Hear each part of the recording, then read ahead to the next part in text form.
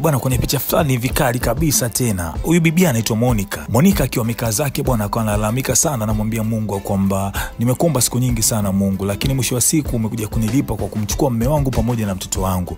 Lakini ile ghafla wakati Monica akiwa analalamika, akawa anamuona mtoto wake mbele yake. Lakini kumbe mwisho wa siku alikuwa ni mawenge fulani tu ambayo tayari alikuwa amemchanganya Monica, akawa anahisi kama anamuona mtoto wake. Unajua nini? Huko na mchizi wako mbana kwenda kwa jina la Meni Palianda, cha kufanya wewe ni kusubscribe tu, alafu mambo mengine niachie mimi ili niendelee kukupa mavitu fani makali.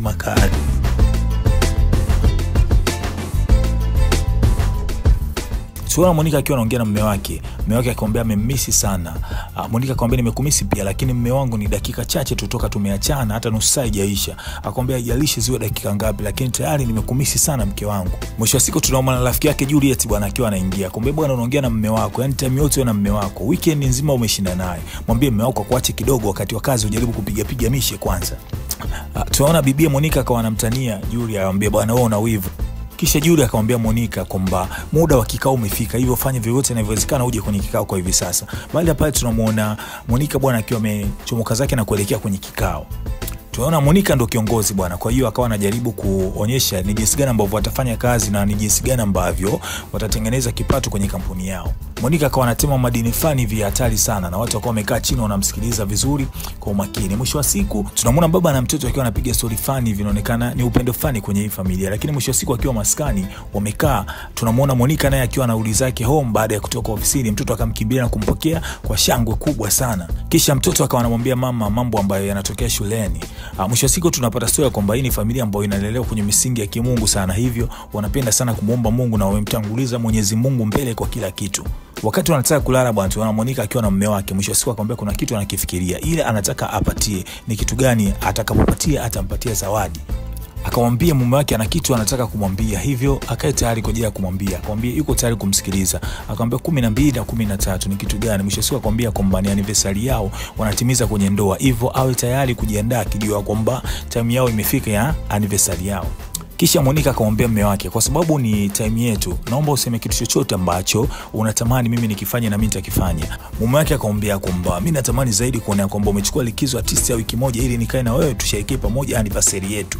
Basi tuona Monica akamuuliza na je mtoto itakuwaje? Akamwambia usijali kuhusu mtoto, tutampeleka kwa bibi yake ili tujiachie furu wenyewe huko ndani na kila kitu ikiwe poa juu yetu. Monica akafurahi sana kusikia maneno yale kutoka kwa mume wake. Wakati wakiwa wamekaa zao pale bwana, tunamwona bibi mtoto akawa amefika pale. Mila alipofika akamwambia baba mimi nalala na nyie leo. Wakafurahi kumuona, lakini mwisho wa siku mama akamwambia kwamba kwa sasa umekuwa binti mkubwa, sasa inabidi ujaribu kuzoea kuwa unalala mwenyewe binti yangu.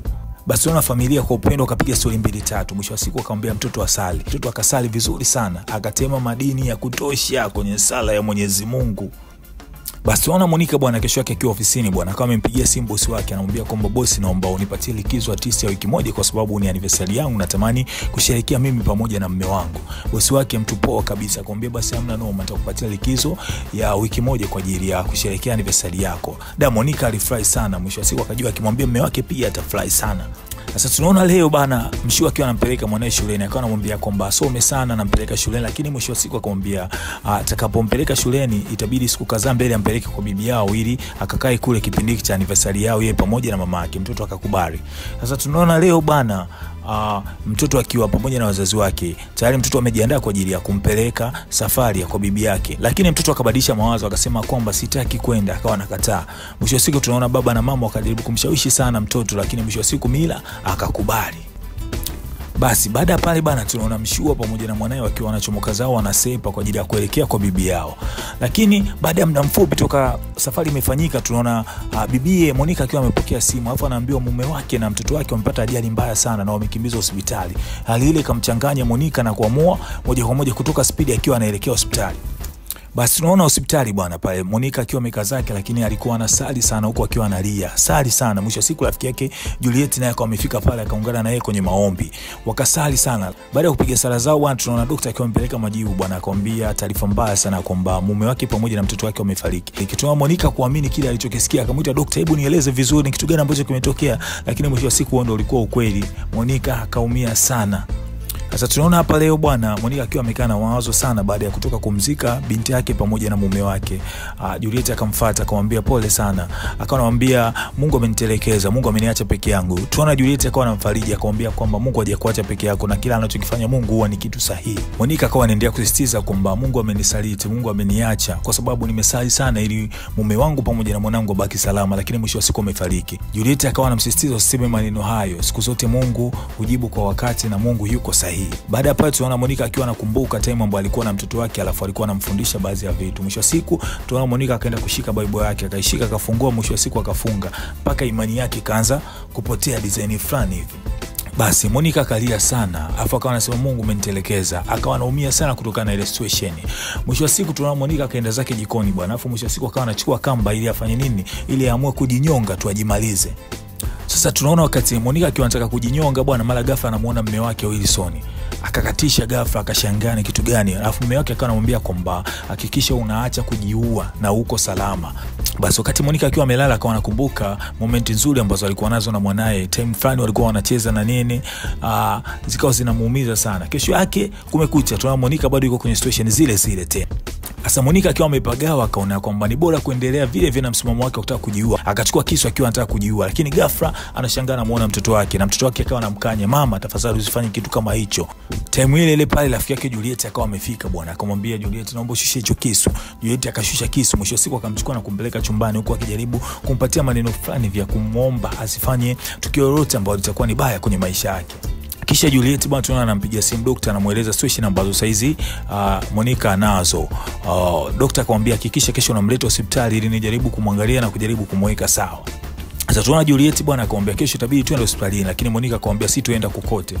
Akamwambia kama tuende hospitali basi naomba twende ukakae nyumbani kwangu, lakini mwisho wa siku Monica pia akakataa. Bibi akanyanyuka zake, Monica anakwenda kujilaza wapi? Sebuleni.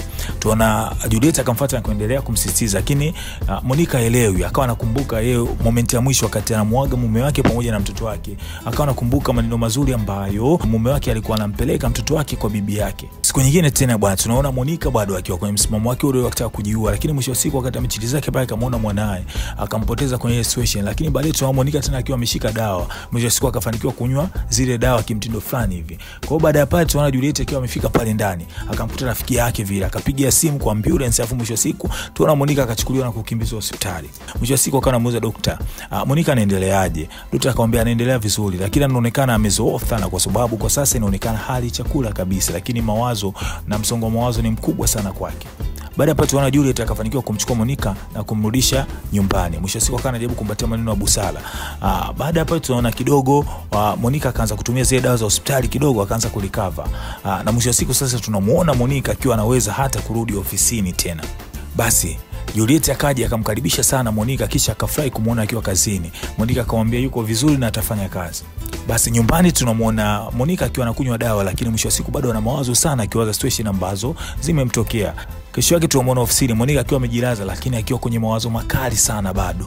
Sasa tunaona bwana akiwa ofisini kwenye mawazo, Juliet akaingia akamkuta anakunywa dawa, akamwambia kwamba hizi dawa unakunywa sana na hizi dawa unajioverdose nazo. Mwisho wa siku Monica akawa anamwambia kwamba mimi naona labda nikinywe kwa sababu sisikii kama zikiwa zinafanya kazi. Akamwambia hapana, usimeze dawa kwa kiasi hicho. Mwisho wa siku akamwambia kwamba anavyoendelea kuzimeza hizo dawa zitamwathiri sana kwa sababu dawa sio nzuri kumeza. Siku nyingine bwana tunaona akiwa anaingia kwenye kikao, tunaona Monica akawa amepiga dawa zake kwa ajili ya kutoa presentation kwenye kikao, lakini mwisho wa siku alishindwa kabisa kwa sababu hali yake ilikuwa haijakaa sawa. Basi Juliet akamfuata akajaribu kwenda kumweka sawa, lakini tunaona Monica bado hayuko sawa. Lakini uzuri ni kwamba ofisi nzima inajua ni kitu gani ambacho kimemkuta Monica, hivyo wanakubaliana na hali ambayo anaipitia kwa sababu wanajua yuko kwenye wakati mgumu kiasi gani. Basi tunaona ni siku nyingine tena akiwa nyumbani, Juliet akiendelea kumfariji, lakini bado tunaona Monica yuko kwenye situation nzuri kabisa. Yani yeye kazi yake ni kumeza tu dawa kama alivyoambiwa na daktari. Mwisho wa siku bwana tunaona Juliet akamwambia kwamba unatakiwa kwenda rehab. Ni kitu ambacho kinaweza kusaidia sana kutokana na situation ulizonazo. Mwanzo kama aligoma hivi, lakini mwisho wa siku Monica ikabidi akubali. Kesho yake bwana tunaona Monica akiwa amechomoka zake na kufika pale rehab. Basi tunaona secretary akamuuliza, "Je, umekuja na mtu yote wa karibu?" Akamwambia hapana sina. Akamwambia nina rafiki yangu mmoja tu, lakini pia ninamchosha sana kwa hizo situation, nimeamua kuja mwenyewe. Basi tunaona Monica akiwa amekaa chini anaongea na Miss Penny, akawa anamuuliza kwamba una mume? Akamwambia hapana, tayari ameshafariki. Akamuuliza, "Je, una mtoto?" Monica akamwambia sitaki kabisa hayo maswali kuyasikia. Basi tunaona Miss Penny akamuuliza kwamba okay, nini ambacho kimefanya umekuja hapa? Monica akamwambia nimekuja hapa ili unisaidie. Miss Penny akamuuliza tena, "Je, una mtoto?" Akamwambia hapana. Monica kabidi aambie ukweli kwamba mwanangu pamoja na mume wangu tayari wamefariki na walifariki kwenye ajali. Basi tu Miss Penny bwana akawa anamtolea mfano, akamwambia kwamba pole sana kwa kitu ambacho kimekutokea, lakini hata mimi pia nilimpoteza mume wangu pamoja na wanangu watatu, na sababu ilikuwa ni dereva ambaye alikuwa mlevi. Na akamwambia kwamba hiyo hali unayoipitia mimi naijua, na mimi baada ya kulikava kwenye ile situation yangu nikaamua kufungua rehab kwa ajili ya kuendelea kuwasaidia watu wengine. Kwa hiyo usiwe na wasiwasi, haya ni mapito na Mungu ndo anajua nini ambacho ametutengenezea sisi wanadamu. Basi tunaona washikaji bwana wakiwa kama designer wanafanya maombi hivi, na wao wana matatizo yao kibao, wanajaribu kuyaweka sawa ili waone wanafanikiwaje. Basi tunaona Monica akiwa amelala kule rehab bwana, lakini mwisho wa siku bado analalamika na Mungu tu. Ana uchungu sana, yani Monica anaumia, anapata mateso fulani ambayo hayasimuriki. Basi tunaona leo Monica bwana akiwa anasogea kwa Miss Penny, lakini Miss Penny bwana akataja jina la Mungu. Tunaona Monica kamind vibaya sana, mwisho wa siku akamwambia naomba usitaje tena hilo jina. Yani ukiniona mimi usinitajie hilo jina. Kisha Monica akawa amejichenga zake. Basi tunaona tena siku nyingine bwana Monica akiwa amekaa zake akawa anamkumbuka mtoto wake. Mtoto wake ndoto yake ilikuwa siku moja aje awe mwanamitindo mkubwa sana. Akawa anakumbuka, lakini ndio hivyo ndoto ya mtoto wake ikawa haipo tena. Basi tunaona Miss Penny bwana akamfuata Monica akamwambia kwamba hata yeye wakati ameipoteza familia yake akumwamini Mungu tena. Lakini mwisho wa siku alivyokaa akafikiria kwamba Mungu yupo, lakini kuna shetani pia ambaye anafanya mabaya. Usimlaumu Mungu kwa sababu Mungu hawezi kukufanyia kibaya. Tunaona Miss Penny akawa anaendelea kumpatia madini fani ya faraja kubwa sana Monica, kujaribu kutaka kumweka sawa. Tunaona kidogo Monica akaanza kubadilika fulani hivi, na mwisho wa siku akaanza kusoma hata vitabu vya dini na akapata usingizi japo kidogo. Basi kwenye kupiga story Miss Penny akawa anamuuliza vipi wakati ukiwa mtoto ulikuwaje? Akamwambia utoto wangu pia una story mbaya sana. Mwisho wa siku tukaanza kuona story ya Monica wakati ukiwa mtoto.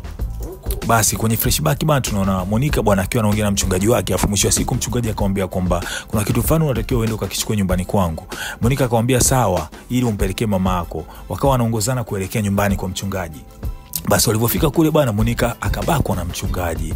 Kile kitu kilimuumiza sana Monica, lakini mwisho wa siku kwa sababu ni mchungaji akaona hata aibu au so kwenda kuambia wazazi wake kitu kilichotokea. Basi baada ya pale bwana tuna Monica akawa amepata ujauzito bwana. Mwisho siku Monica ikabidi tu awaambie wazazi wake ukweli, lakini wazazi wake wakakataa, wakamwambia kwamba huyu tabia yake ni mbaya na anataka tu kumdhalilisha mchungaji kwa kumletea maskendo ambayo sio. Mwisho siku Monica akiwa na rafiki yake akamwambia kwamba ameacha kwenda kanisani, lakini pia ameacha masomo yake kwa sababu anahisi kule kanisani watu watamcheka sana. Hivyo ameharibu future yake kwa ajili ya mchungaji. Baada ya miezi 9 kufika tuona uchungu, kisha Monica akajifungua mtoto wake. Kisha akarudi tena wapi kuendelea na masomo yake, lakini wakati amerudi akaambiwa kwamba mwanae alishafariki. Baada ya kuambiwa vile Monica alimind sana, mwisho wa siku akaamua kusepa zake maskani kwao na hajawahi kurudi tena toka kipindi kile mpaka leo hii. Basi tunaona Miss Penny akamwambia kwamba hili ni kubwa sana, lakini kama hilo liliweza kupita, amini ya kwamba hata hili litapita. Lakini kitu kikubwa ambacho alikuwa anamwambia Monica kwamba ajitahidi kurudi nyumbani kwa wazazi wake ili akaongee nao pia. Baada ya siku kadhaa bwana tunaona Monica kidogo amekaa sawa. Hivyo Miss Penny akamwambia unaweza kurudi nyumbani sasa. Monica akamshukuru sana. Tunaona Monica akiwa mudi zake nyumbani alafu akiwa anasoma Bible. Na kitu kizuri zaidi ni kwamba imani yake ilikuwa imerudi, hivyo akamwamini tena Mungu na kuendelea kusoma Biblia kama kawaida yake. Baada ya siku kadhaa bwana tunaona Monica akawa amerudi kwa wazazi wake. Wazazi wake walivyomuona walifurahi sana. Mwisho wa siku wakakaa naye chemba, alafu wakaanza kumuomba msamaha sana kwa situation ambazo zilitokea kwa kipindi kile. Mwisho wa siku Monica akalalamika wao hawakumwamini kabisa yeye, walimwamini tu mchungaji.